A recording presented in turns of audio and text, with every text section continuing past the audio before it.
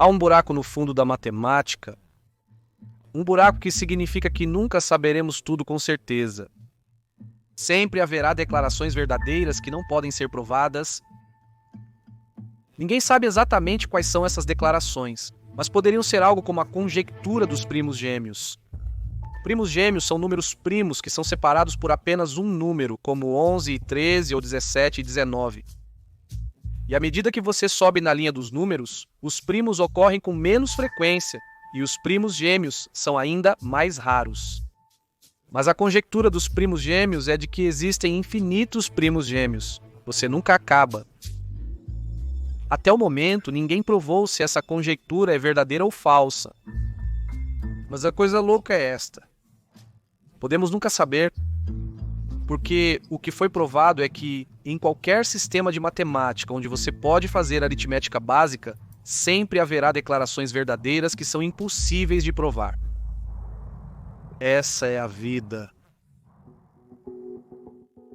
Especificamente, este é o jogo da vida criado em 1970 pelo matemático John Conway. Ele faleceu em 2020 devido à Covid-19. O jogo da vida de Conway é jogado em uma grade infinita de células quadradas, cada uma das quais está viva ou morta, e existem apenas duas regras. 1. Qualquer célula morta com exatamente 3 vizinhos volta à vida. E 2. Qualquer célula viva com menos de 2 ou mais de 3 vizinhos morre. Após configurar o arranjo inicial de células, as duas regras são aplicadas para criar as próximas gerações sucessivamente. É totalmente automático, Conway chamou isso de um jogo de 0 jogador. Mas, embora as regras sejam simples, o jogo em si pode gerar uma grande variedade de comportamentos. Alguns padrões são estáveis e nunca mudam após surgirem. Outros oscilam para frente e para trás em um ciclo. Alguns podem viajar pela grade para sempre, como este planador aqui. Muitos padrões se esgotam. Mas alguns continuam crescendo para sempre. Eles continuam gerando novas células. Agora você pensaria que, dadas as regras simples do jogo, você poderia apenas olhar para qualquer padrão e determinar o que acontecerá com ele. Ele eventualmente alcançará um estado estável ou continuará crescendo sem limite? Mas acontece que essa pergunta é impossível de responder. O destino final de um padrão no jogo da vida de Conway é indecidível, o que significa que não existe nenhum algoritmo possível que garanta responder à pergunta em um tempo finito. Você sempre pode testar o padrão e ver o resultado. Afinal, as regras do jogo são um tipo de algoritmo. Mas isso também não garante que você terá uma resposta, porque mesmo que você execute por 1 milhão de gerações, você não será capaz de dizer se vai durar para sempre ou apenas 2 milhões de gerações, ou 1 bilhão ou um Googleplex. Há algo especial sobre o jogo da vida que o torna indecidível? Não. Na verdade, existem um grande número de sistemas que são indecidíveis, como azulejos de Wang, física quântica, sistemas de emissão de passagens aéreas e até mesmo Magic, The Gathering. Para entender como a indecidibilidade aparece em todos esses lugares, temos que voltar 150 anos para uma revolta completa na matemática. Em 1874, Georg Cantor, um matemático alemão, publicou um artigo que lançou um novo ramo da matemática chamado Teoria dos Conjuntos. Um conjunto é apenas uma coleção bem definida de coisas. Os sapatos nos seus pés e os planetários do mundo são conjuntos. Há um conjunto vazio, sem nada dentro, e um conjunto que contém tudo. Agora, Cantor estava pensando em conjuntos de números, como números naturais, inteiros positivos como 1, 2, 3, 4 e assim por diante. E números reais que incluem frações como 1/3, 5/2, também números irracionais como π, e a raiz quadrada de 2. Qualquer número que possa ser representado como um decimal infinito. Ele se perguntou, existem mais números naturais? Ou mais números reais entre 0 e 1? Pode parecer óbvio que ambos os conjuntos têm o mesmo tamanho, já que há um número infinito de cada um. Mas para verificar essa lógica, Cantor imaginou escrever uma lista infinita, combinando cada número natural de um lado com um número real entre 0 e 1 do outro. Como cada número real é um decimal infinito, não há um primeiro, então podemos escrevê-los em qualquer ordem aleatória. O importante é garantir que pegamos todos eles sem duplicatas e os alinhamos um a um com o número inteiro. Se conseguirmos fazer isso sem sobrar nenhum, saberemos que os conjuntos de números naturais e de números reais entre 0 e 1 têm o mesmo tamanho. Então, suponha que fizemos isso. Temos uma lista infinita completa, com cada número inteiro atuando como um número de índice, um identificador único para cada número real na lista. Agora, Cantor diz, comece a escrever um novo número real. E a maneira como vamos fazer isso é pegando o primeiro dígito do primeiro número e adicionando 1. Pegue o segundo dígito do segundo número e some 1. Pegue o terceiro dígito do terceiro número, adicione 1 e repita o processo até o fim da lista. Se o dígito for 9, volte para 8. E ao final deste processo, você terá um número real entre 0 e 1. Mas aqui está a questão. Este número não aparecerá em nenhum lugar na nossa lista. É diferente do primeiro número na primeira casa decimal, do segundo na segunda e assim por diante. Ele tem que ser diferente de todos os números da lista por pelo menos um dígito, o número na diagonal. É por isso que isso é chamado de prova da diagonalização de Cantor. Isso mostra que deve haver mais números reais entre 0 e 1 do que números naturais se estendendo até o infinito. Logo, nem todos os infinitos são do mesmo tamanho. Cantor chamou esses de infinitos contáveis e incontáveis. E, na verdade, existem muitos mais infinitos incontáveis que são ainda maiores. O trabalho de Cantor foi o golpe final para a matemática. Por 2 milênios, os elementos de Euclides foram a base da disciplina. Mas no início do século XIX, Lobachevsky e Gauss descobriram geometrias não euclidianas. E isso levou os matemáticos a examinar mais de perto os fundamentos de seu campo. E eles não gostaram do que viram. A ideia de um limite no coração do cálculo acabou por ser mal definida. Cantor estava revelando que o infinito era muito mais complexo do que se imaginava. Em meio a esse tumulto, a matemática se fragmentou e um grande debate irrompeu entre os matemáticos no final do século XIX. De um lado estavam os intuicionistas, que achavam que o trabalho de Cantor era um absurdo. Eles estavam convencidos de que a matemática era uma criação pura da mente humana e que infinitos como o de Cantor não eram reais. Henri Poincaré disse que as gerações futuras considerarão a teoria dos conjuntos como uma doença da qual se recuperou. Leopold Kronecker chamou Cantor de charlatão científico e corruptor da juventude e trabalhou para impedir que Cantor conseguisse o emprego que queria. Do outro lado estavam os formalistas. Eles acreditavam que a matemática poderia ser colocada em bases lógicas absolutamente seguras através da teoria dos conjuntos de Cantor. O líder informal dos formalistas era o matemático alemão David Hilbert. Hilbert era uma lenda viva, um matemático extremamente influente que trabalhou em quase todas as áreas da matemática. Ele quase superou Einstein na teoria da relatividade geral. Ele criou novos conceitos matemáticos fundamentais para a mecânica quântica e reconheceu a genialidade do trabalho de Cantor. Hilbert acreditava que um sistema formal e rigoroso de prova matemática, baseado na teoria dos conjuntos, resolveria todos os problemas matemáticos do último século, e a maioria dos matemáticos concordava. Ninguém nos expulsará do paraíso que Cantor criou, declarou Hilbert.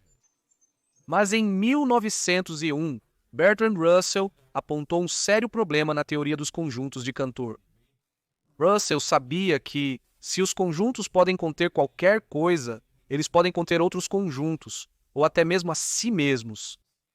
O conjunto de todos os conjuntos deve conter a si mesmo, bem como o conjunto de conjuntos com mais de 5 elementos. Você poderia até falar sobre o conjunto de todos os conjuntos que contém a si mesmos.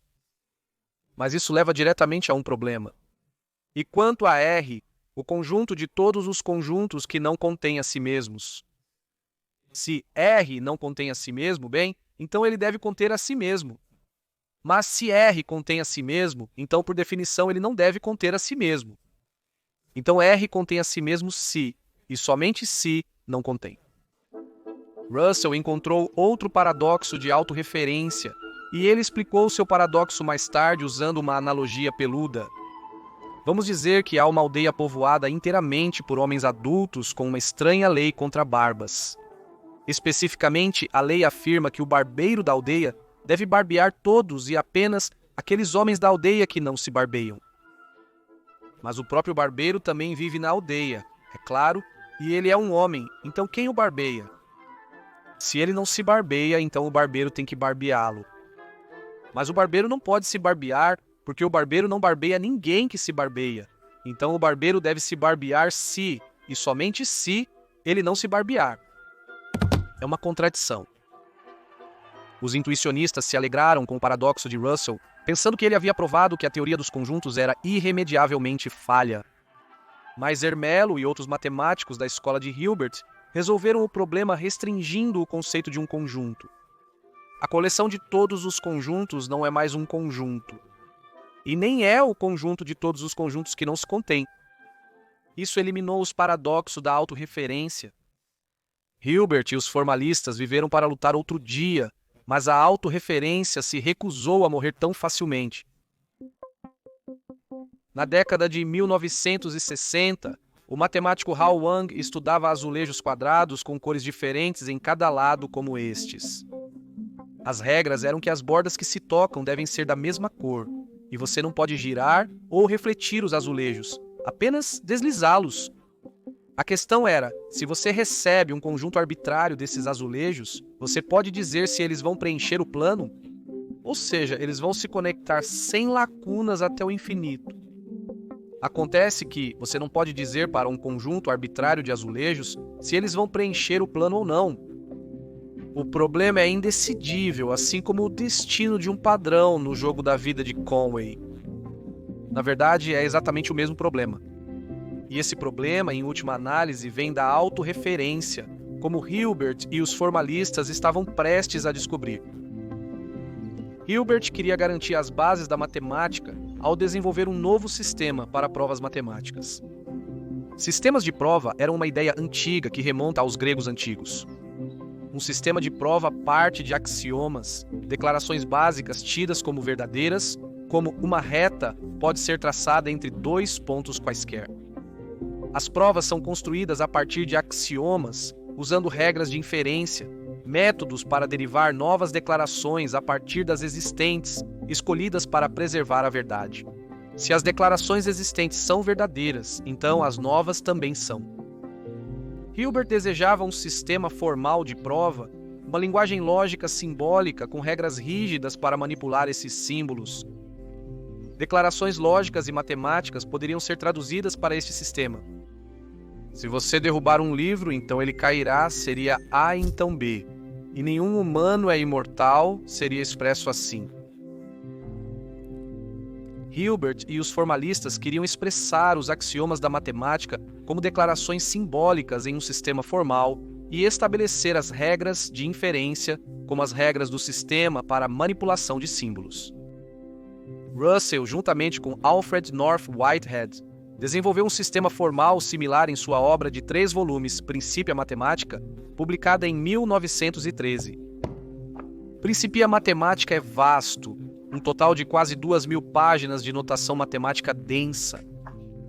Leva 760 e 2 páginas apenas para chegar a uma prova completa de que 1 mais 1 é igual a 2. Momento em que Russell e Whitehead colocam categoricamente a proposição acima é ocasionalmente útil. Os autores planejaram um 4º volume, mas estavam muito desgastados para completá-lo. Então, sim, a notação é densa e exaustiva, mas também é exata. Ao contrário das linguagens comuns, não deixa espaço para erros ou lógica difusa se infiltrar. E o mais importante, permite que você prove propriedades do próprio sistema formal. Havia 3 grandes questões que Hilbert queria respondidas sobre matemática. Número 1, a matemática é completa? Ou seja, Existe uma maneira de provar cada afirmação verdadeira? Cada afirmação verdadeira tem uma prova? Número 2. A matemática é consistente, ou seja, está livre de contradições? Quero dizer, se você pode provar simultaneamente A e não A, então isso é um problema real, porque você pode provar qualquer coisa. E número 3. A matemática é decidível, ou seja, existe um algoritmo que sempre pode determinar se uma afirmação segue dos axiomas? Agora, Hilbert estava convencido de que as respostas para todas essas 3 perguntas eram sim. Em uma grande conferência em 1930, Hilbert fez um discurso inflamado sobre essas questões. Ele terminou com uma frase que resumia seu sonho formalista em oposição ao ignorabimus tolo, que significa que não saberemos. Nosso slogan será que devemos saber, saberemos. Essas palavras estão literalmente em seu túmulo, mas na época em que Hilbert fez esse discurso, seu sonho já estava desmoronando. No dia anterior, em uma pequena reunião na mesma conferência, Kurt Gödel, um lógico de 24 anos, explicou que havia encontrado a resposta negativa para a primeira das 3 grandes perguntas de Hilbert sobre a completude. Um sistema formal completo de matemática era inviável. Somente John von Neumann, ex-aluno de Hilbert, prestou muita atenção e puxou Gödel de lado para fazer algumas perguntas. Mas no ano seguinte, Gödel publicou uma prova de seu teorema da incompletude, e desta vez, todos, incluindo Hilbert, prestaram atenção.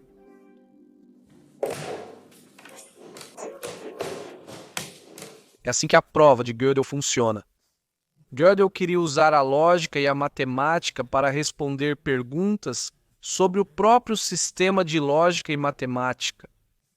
E então ele pegou todos esses símbolos básicos de um sistema matemático e então ele deu a cada um número. Isso é chamado de número Gödel dos símbolos.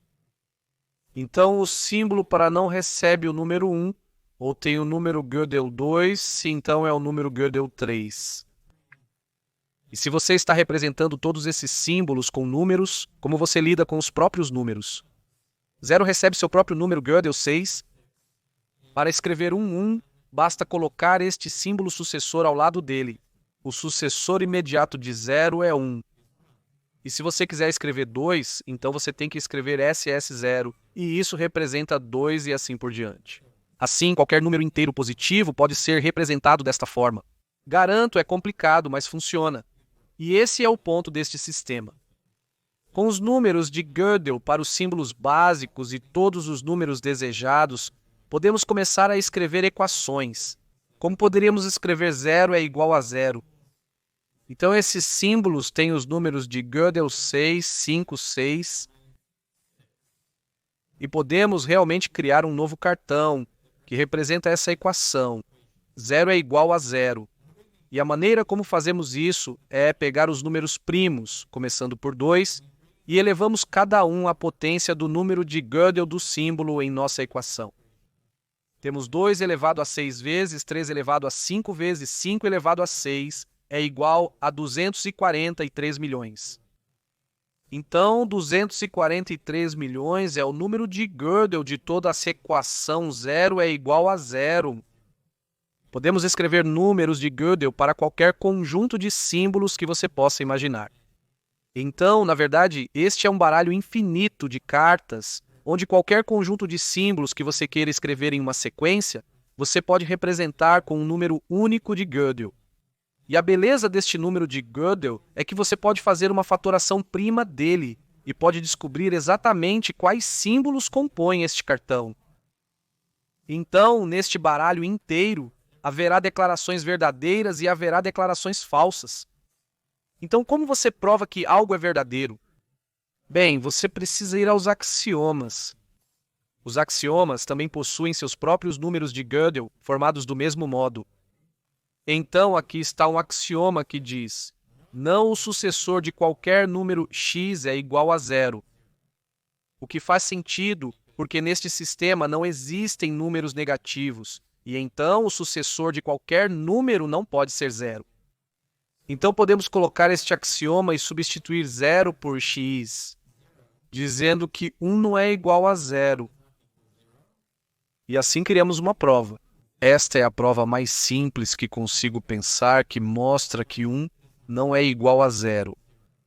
Agora, este cartão para a prova de que 1 não é igual a 0 recebe seu próprio número de Gödel. E a maneira como calculamos este número de Gödel é exatamente como antes. Pegamos os números primos e elevamos 2 à potência do axioma vezes 3 à potência de 1 não é igual a 0. E obtemos um número tremendamente grande. Teria 73 milhões de dígitos se você calculasse tudo. Então eu apenas deixei aqui em notação exponencial. Como você pode ver, esses números ficam muito grandes. E então você pode querer começar a chamá-los por letras. Poderíamos dizer que este é o número Gödel A, este é o número Gödel B, número Gödel C e assim por diante. Gödel passa por todo esse trabalho para encontrar este cartão que diz: não há prova para a afirmação com o número Gödel G. O truque é que o número Gödel deste cartão é G. Então, o que essa afirmação realmente está dizendo é que este cartão é improvável. Não há prova em lugar algum em nosso baralho infinito para este cartão. Agora pense sobre isso. Se for falso e houver uma prova, então o que você acabou de provar é que não há prova. Você está preso em uma contradição. Isso implicaria que o sistema matemático é inconsistente. A outra alternativa é que este cartão é verdadeiro. Não há prova para a afirmação com número Gödel G. Mas isso significa que este sistema matemático tem afirmações verdadeiras que não têm prova. Então, seu sistema matemático é incompleto. E isso é o teorema da incompletude de Gödel. É assim que ele mostra que qualquer sistema matemático básico que possa fazer aritmética fundamental sempre terá declarações dentro dele que são verdadeiras, mas que não têm prova. Há uma linha na série The Office que ecoa o paradoxo autorreferencial da prova de Gödel. Jim é meu inimigo, mas acontece que Jim também é seu próprio pior inimigo, e o inimigo do meu inimigo é meu amigo. Então, na verdade, Jim é meu amigo. Mas como Jim é seu próprio pior inimigo, e o inimigo do meu amigo é meu inimigo, então Jim é meu inimigo. Mas O teorema da incompletude de Gödel significa que verdade e probabilidade não são de todo a mesma coisa. Hilbert estava errado. Sempre haverá afirmações matemáticas verdadeiras que não podem ser provadas. Agora, Hilbert poderia se consolar com a esperança de que pelo menos ainda poderíamos provar que a matemática é consistente, ou seja, livre de contradições. Mas então Gödel publicou seu segundo teorema da incompletude, no qual ele mostrou que qualquer sistema formal consistente de matemática não pode provar sua própria consistência. Portanto, juntos, os dois teoremas da incompletude de Gödel dizem que o melhor que você pode esperar é um sistema consistente, porém incompleto de matemática. Mas um sistema como esse não pode provar sua própria consistência. Alguma contradição poderia surgir no futuro, revelando que o sistema com o qual você trabalhava era inconsistente. Isso deixa apenas a terceira e última grande questão de Hilbert. A matemática é decidível? Existe um algoritmo que pode sempre determinar se uma declaração segue dos axiomas? E em 1936, Alan Turing encontrou uma maneira de resolver essa questão.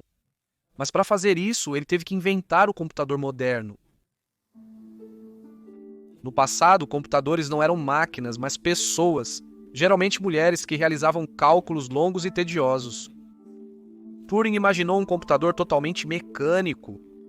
Ele desejava que fosse poderoso o bastante para efetuar qualquer cálculo concebível, mas simples o suficiente para compreender seu funcionamento. Então ele criou uma máquina que recebe como entrada uma fita infinitamente longa de células quadradas, cada uma contendo um 0 ou 1. A máquina possui uma cabeça de leitura e gravação que pode ler um dígito de cada vez e, então, pode realizar uma de apenas algumas tarefas. Sobrescrever um novo valor, mover para a esquerda, mover para a direita ou simplesmente parar. Parar significa que o programa foi executado até a conclusão. Agora, o programa consiste em um conjunto de instruções internas, que você pode pensar como um fluxograma que diz à máquina o que fazer com base no dígito que lê e em seu estado interno. Imagine exportar essas instruções para outra máquina de Turing, que funcionaria exatamente como a primeira. Apesar de parecer simples, a memória arbitrariamente grande de uma máquina de Turing e seu programa permitem que ela execute qualquer algoritmo computável dado o tempo suficiente. Da adição e subtração ao algoritmo completo do YouTube, ela pode fazer qualquer coisa que um computador moderno pode. Isso tornou a máquina de Turing útil para responder à questão de Hilbert sobre decidibilidade. Quando uma máquina de Turing para, o programa terminou de rodar e a fita é a saída. Mas às vezes uma máquina de Turing nunca para. Talvez ela fique presa em um loop infinito. É possível dizer antecipadamente se um programa vai parar ou não em uma entrada específica? Turing notou que o problema da parada era muito similar ao problema da decidibilidade. Se ele encontrasse uma forma de saber se uma máquina de Turing pararia, também seria possível decidir se uma declaração decorre dos axiomas. Você poderia resolver a conjectura dos primos gêmeos escrevendo um programa de Turing que parte dos axiomas e constrói todos os teoremas produzidos em um passo usando as regras de inferência. Em seguida, ele constrói todos os teoremas que podem ser produzidos em um passo a partir desses, sucessivamente. A cada novo teorema gerado, verifica-se se é a conjectura dos primos gêmeos. E se for, ele para, senão nunca para. Se você resolvesse o problema da parada, poderia solucionar a conjectura dos primos gêmeos e várias outras questões não resolvidas. Então, Turing disse: vamos supor que podemos fazer uma máquina H, que pode determinar se qualquer máquina de Turing vai parar ou não em uma entrada específica. Você insere o programa e sua entrada H simula o que vai acontecer, imprimindo ou para ou nunca para. Por enquanto, não nos preocupamos com como o H funciona. Sabemos que ele sempre funciona e te dá a resposta correta. Agora podemos modificar a máquina H acrescentando componentes extras. Se recebe a saída, para imediatamente, entra em um loop infinito. Outro, se recebe, nunca para, então ele para imediatamente. Podemos chamar essa nova máquina inteira de H+, e podemos exportar o programa para essa máquina inteira. Agora, o que acontece se dermos a essa máquina seu próprio código, tanto como programa quanto como entrada? Bem, agora H está simulando o que H+ faria dado sua própria entrada. Essencialmente, H tem que determinar o comportamento de uma máquina da qual ele mesmo faz parte, nesta circunstância exata. Se H conclui que H+ nunca para, bem, isso faz com que H+ pare imediatamente. Se H acha que H+ vai parar, então isso necessariamente força H+ a entrar em loop.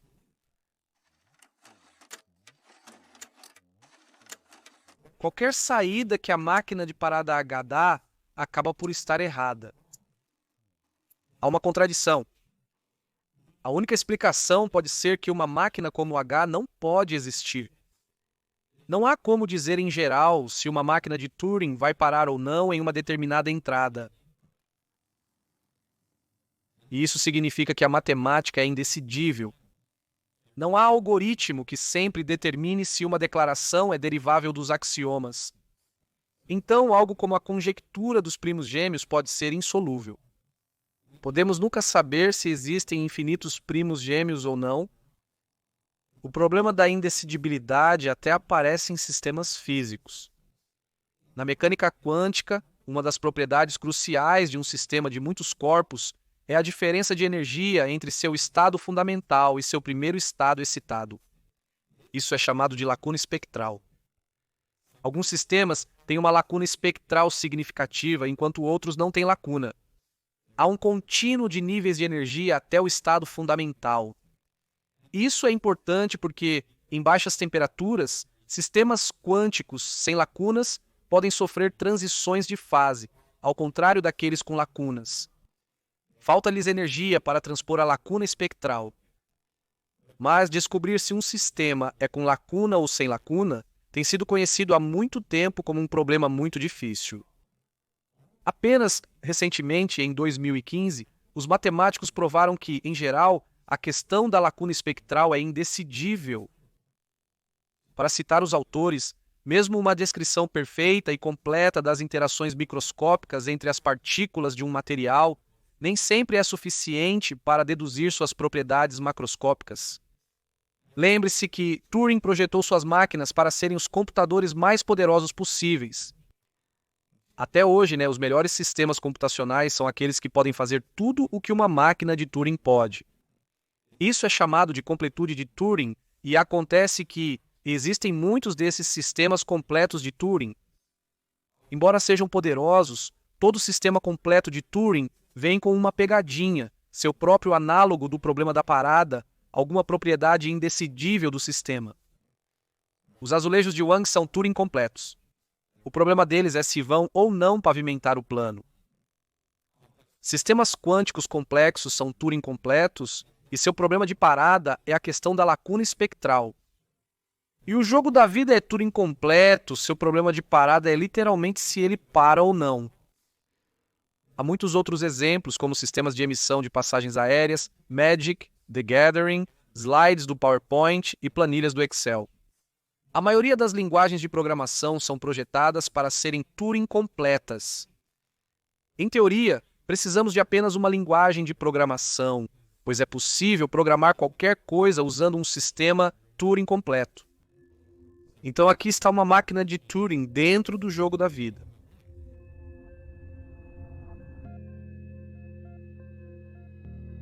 E como o jogo da vida é por si só Turing completo, ele deve ser capaz de se simular. E de fato é.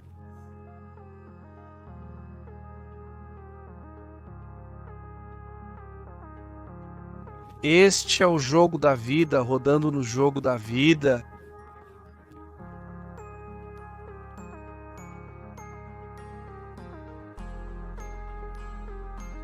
O verdadeiro legado do sonho de David Hilbert são todos os nossos dispositivos computacionais atuais.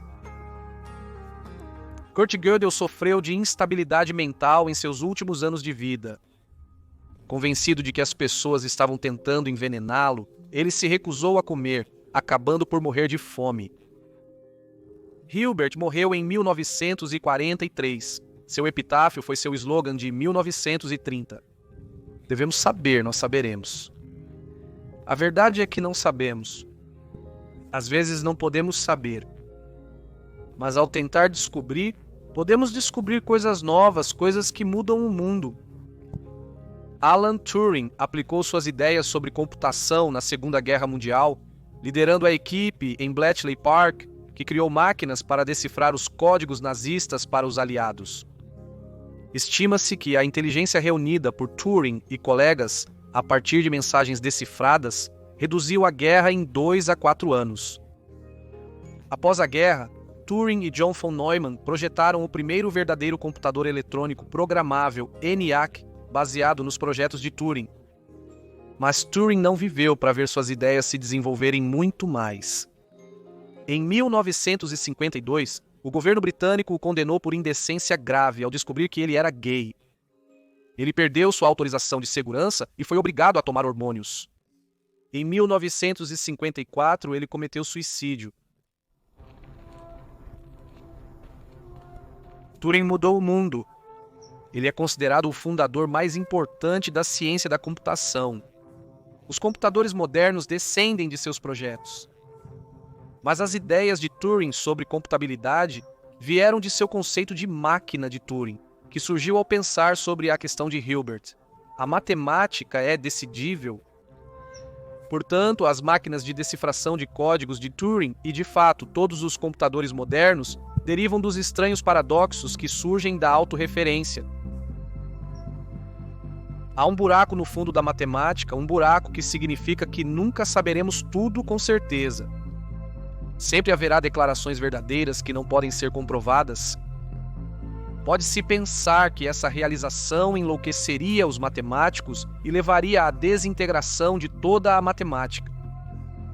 Mas, em vez disso, pensar sobre esse problema transformou o conceito de infinito, mudou o curso de uma guerra mundial e levou diretamente à invenção do dispositivo em que você está assistindo isso agora.